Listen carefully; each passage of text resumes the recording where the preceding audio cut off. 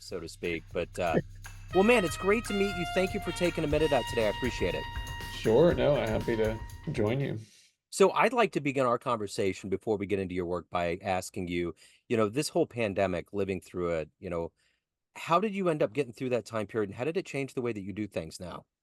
Yeah, well, I mean, so many things I think that we all learned how to do during the pandemic, just working remotely, all that kind of stuff. And I don't know, like, like everyone else, we went through a lot of like tough stuff, with the kids and we had some health issues going on and whatever. So I think it just, for me, I think it just changed my kind of view of, kind of the balance of life and work. And so that's kind of how I was working at Cracker Barrel. It's based in Tennessee at the time. And it's interesting to work in a restaurant company during a pandemic, it turns out. And I actually was flying back. So actually in 2021, moved back up north to be closer to family, a whole bunch of reasons that we thought this was a better place to live. And I was flying back and forth to Tennessee almost every week for 2 years. So at some point I was that's a long commute, so Yeah, that is so quite a commute. so at some point I was like, hey, this is it's a huge respect for Cracker Barrel and the opportunities that I had there. But at some point I was like, I think I'm going to do something different. And so I actually left, the corporate world after 20 something years and decided I wanted to try and do my own thing. And the first thing I did when I left my corporate job was, of course, I decided to write a book. So that's that was kind of my first little project after I finished my corporate job. But writing was something else that came out of the pandemic as well. I started writing when everyone else was doing like the sourdough and quilting, whatever it was that we were all doing. I started writing, and so I actually wrote a couple novels during the pandemic that I have not published. But when I left my corporate job, I was really fascinated by this whole issue of how do you help people who are in sort of middle management roles to become great at their jobs. And so I ended up deciding I was going to write a book about that. So that's what I did. I had this goal that I was going to write 1,000 words every day after I left my corporate job, and I did. And so, whatever business books, like maybe whatever 45,000 words or something. So, a month and a half, I had a book. So, but Wow. anyway, that's all the crazy stuff that I guess came out of the pandemic. So, Yeah. who knew? So, So let's get to the crux right now in 2024 of exactly what you do, doing your own gig. If I put you sure. in front of a bunch of grade school kids, third graders, and one of them was curious and said, "Hey, what do you do for a living?" How do you answer them? Sure. I guess I'd say I help people become better leaders. That's what I would say. So, Okay, and what I can elaborate on that a little bit, sure. but what I mean by that is, there are a lot of people who get promoted from individual contributor to be a middle manager, and they are because they are great at they're great at being an accountant, they're great at being a marketer, but um, when you are great at being an accountant and great at being a marketer or whatever, people assume that you're going to be great at leading marketers or leading accountants, etc. And so what I find is that that's actually not true. It's not that people can't be great at it. They just haven't learned how to do it. And like anything else, they need to be taught, they need to learn skills and so forth. And so that's what I do. I help people develop the skills that they need to lead other people. So what did you want to be when you were in the third grade? What was your dream? Oh, that's a great question. It's like I've wanted to be so many different things in my life that I can't even remember what, back like what I wanted to be when I was a kid. I think I probably wanted to be like a scientist. Um, and that's what I actually studied in college. I actually studied chemistry and physics. So I Okay. have no idea like where, things. I mean, I could tell you the whole path of how things changed, but I think that was probably my my interest at that point was, doing something in science. So So let's kind of get to the etymology of that timeline. Take me back to where you were born and raised and how it went from science to the corporate world to leading your own job, your own world now and being an author. yeah, so I grew up in Newton, Massachusetts, and my parents were my mother's a speech therapist. My father was a physicist who became a lawyer. And he always said, whatever you do, having that sort of rigorous science background will be great, really helpful. And so when I went off to so went through high school, went off to college. And when I went off to college, I ended up studying chemistry and physics. But what I decided I wanted to do with that was to be a high school teacher.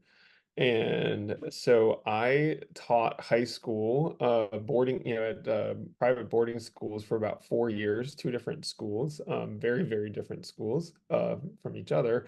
And and I loved the part about teaching people, helping people grow and whatever. But I used to say, like, I'm the kind of person that needs like something to tack on the refrigerator at the end of the day. Like, and for me, the fact that I would teach physics one year and then the next year was like, oh, I got to teach the same thing again. It just wasn't enough, for me and to, sort of to keep me, sort of interested, excited, etc. And so, and I met my wife teaching, and so when we got married, she was teaching at a school down in Virginia, outside of Washington, D.C. And so it made more sense. I was living in the middle of nowhere in Pennsylvania at the time. Made a lot more sense for me to move down there, and that's where I ended up. This is how old I am. I literally applied for jobs through the newspaper. And even then, it was kind of old school. Yeah. And ended up getting a job working for this guy who was a marketing consultant.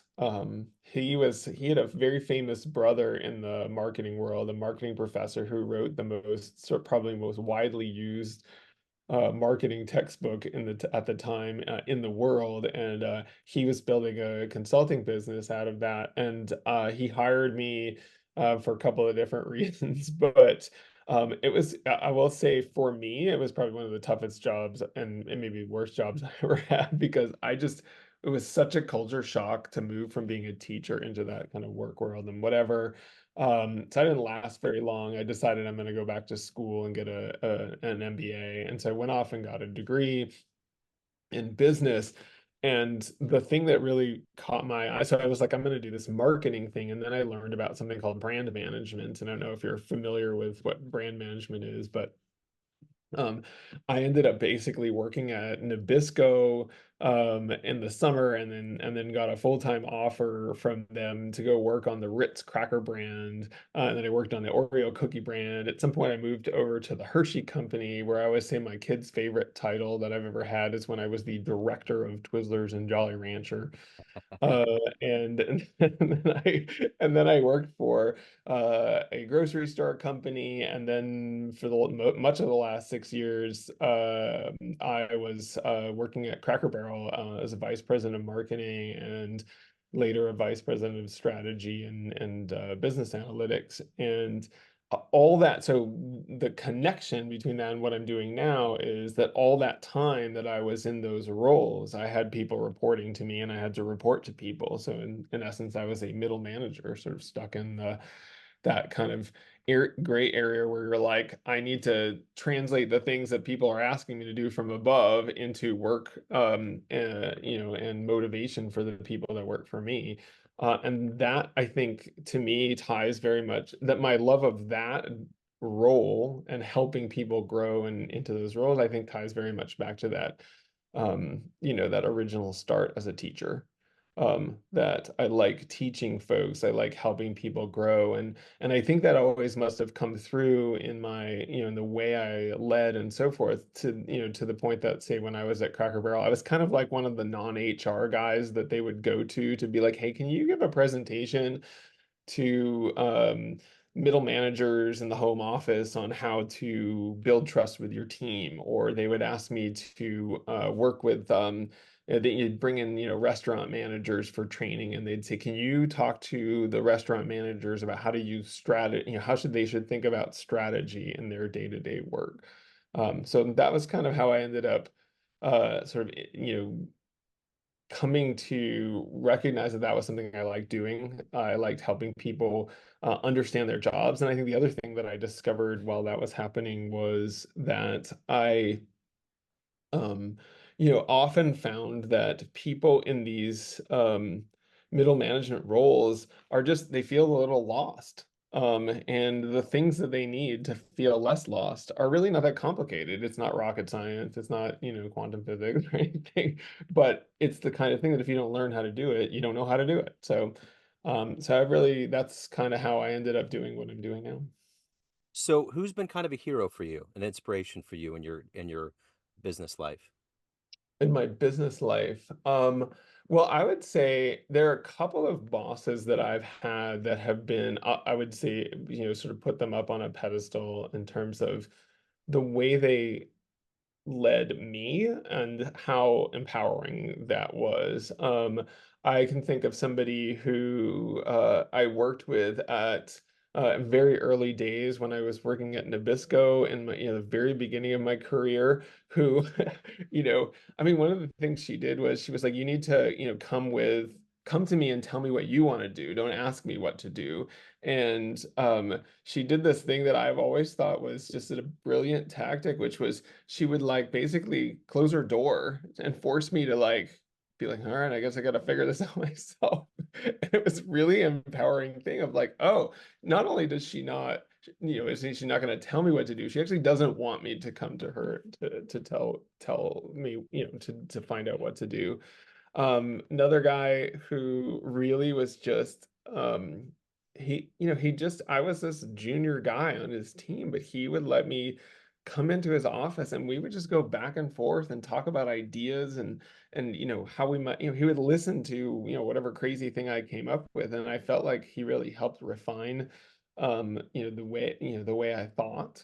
And then there's a third person who I worked for at the Hershey Company, who just, he was way above me, but just, treated me like an equal, was really interested in the ideas that I had, would build on things that I said, and we just did cool stuff together. And so those three people I feel like have really, sort of been my sort of leadership heroes, if you will, and have given me sort of a, kind of there was sort of the basis of how I thought about leading people. Like, how do I give people the opportunity to actually think and come up with ideas and support them and build on their ideas as opposed to just telling people what to do. And I think that's been really powerful. So one of the things about the American fabric and it is that we're all fascinated by people that rise up like Jeff Bezos and all these other people. What Sure. business model exists that you always have admired, top to bottom? Something that you've either emulated or you've always admired?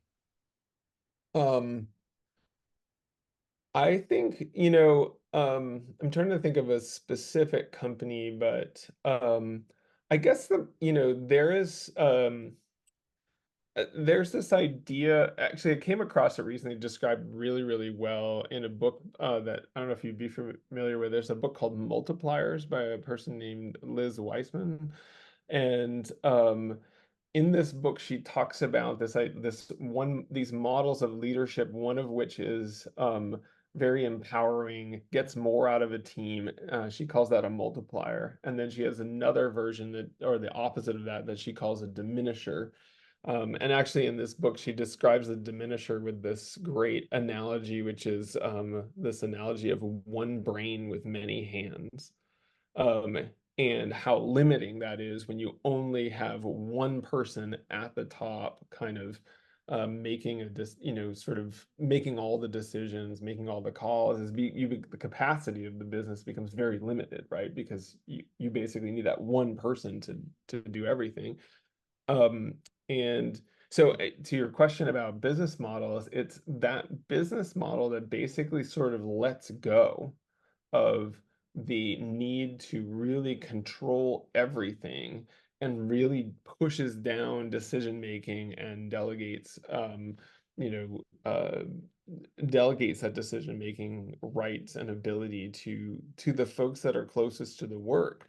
So in some ways, I guess I would say, maybe the most, sort of effective organization I've ever worked for in that sense was the Hershey Company, Yeah. because they really ran the business that way, and they were very good at really sort of staying on top of and understanding all the things that were going around, analyzing, things from the business, and really thinking, not just what are we going to do tomorrow, but what are we going to do 6 months from now, 12 months from now, 18 months from now, and giving people sort of the opportunity to, sort of lead as opposed to just be told what to do. So, what's the best advice you've ever gotten? The best advice I've ever gotten, um, I would say, yeah, well, the thing that came to mind as soon as you said that, I don't know if it was the best advice I got, it was really valuable advice I got, was somebody I reported to once said, when you are a leader, you are whispering into a megaphone. And this idea that everything you say when you and do when you lead your team is sort of hanging off of every, your every word and whatever. And so anything you say or do becomes just that much, sort of more important and looms very large in, in their decisions. And so understanding that when you are leading a team, whatever, that you have that role, I think is super important. So I think in some ways that might be, some of the best advice, or at least sort of the best observation I've been given is, hey, make sure you understand that you are, everything you do and say is getting translated and by your team as being incredibly important. So you better really sort of think it through and understand what that means for them. So, what of all of the things that you've done and accomplished and become in your life, what are you the proudest of? What am I the proudest of? It's a good question. I think what I'm always proud of is when I can teach people. I'll go back to that whole teaching thing and so forth. And so it's never been, it was my job, I guess, many, many years ago to be a teacher, but whether it's teaching my children, and giving them advice, whether it's teaching the people that report to me, or frankly, even sort of, figuring out how to teach myself things. I think that that ability to sort of teach and learn and with people and grow with people, whatever, I think is what I'm most proud of.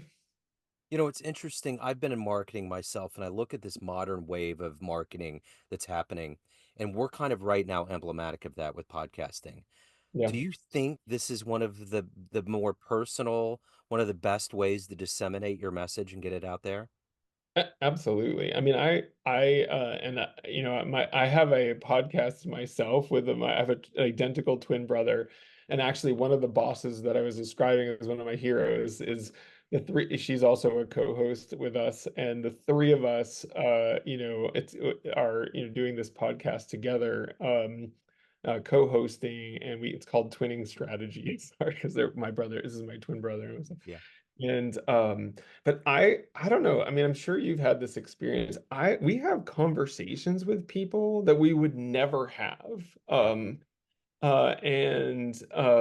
And it's interesting too, because I think not only is it just the conversations that you're having, but it's your audience, it's their audience, it's how, you're getting in front of all these people and putting a conversation that would have had no reason to have happened without a podcast in front of them. And I think it's a very different way of getting your message out. Yeah. It's, to your point, it's more personal, it's more interesting, because I think fundamentally we are, so, human beings are social animals, and so to see the storytelling and the conversations and so forth, it's just, that's, it's kind of, that's what we did around the fire in the cave, Yeah. whatever. It's just more aligned to, I think, the way people think and learn and so forth. I absolutely think it's Yeah. a really great way to deliver a message. Yeah. I can't tell you. I don't know if you're like this too. I'm constantly trying to convince people that they should have podcasts.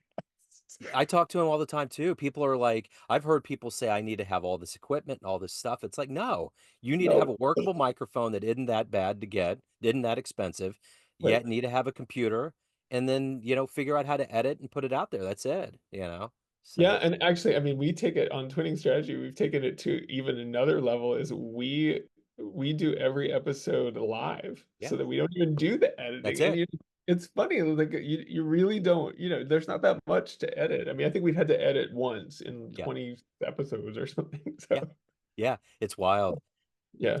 So at the end of the day, in all of these roles that you have as a host, as a business owner, as your career in corporate, family, friends, Uh-huh. all these people, they all have a perception of you, but you ultimately drive the bus. What's your perception of you? Who do you think you are?